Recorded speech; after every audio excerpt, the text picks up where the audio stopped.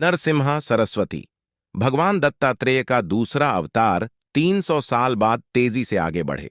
एक लकड़ी काटने वाला एक पेड़ काटने के लिए कारदलीवन में प्रवेश करता है। जैसे ही कुल्हाड़ी पेड़ में गहराई तक लगती है, खून निकलने लगता है और कुछ क्षण बाद अक्कलकोट के स्वामी समर्थ बाहर आते हैं।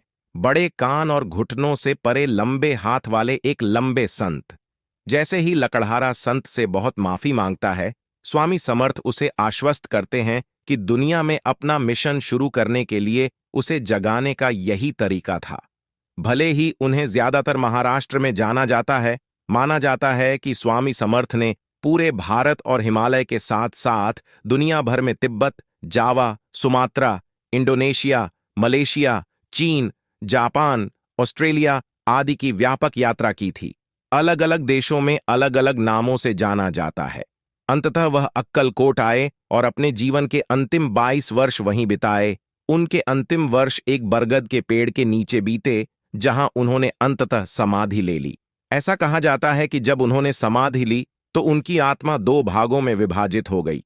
एक हिस्सा बरगद के पेड़ में विलीन हो गया, जिसे अब उनकी समाधि संध्या अंतिम विश्राम स्थल के रूप में पूजा जाता है, और दूसरा साईं बाबा में विलीन हो गया। ऐसा माना जाता है कि विलय के बाद से ही साईं बाबा की प्रसिद्धि दूर दूर तक फैल गई। उनके प्रसिद्ध शब्द मुंबई में कई टैक्सियों के पीछे छपे हुए देखे जा सकते हैं। भीवु नक्कोस, मी थुज्या पथेशी आहे, डरो मत, मैं हमेशा तुम्हारे पीछे हूं। मोहन जी कहते हैं, मैं हमेशा तुम्हारे साथ हूं के समान। अलग अलग स्वामी, एक जैसे शब्द।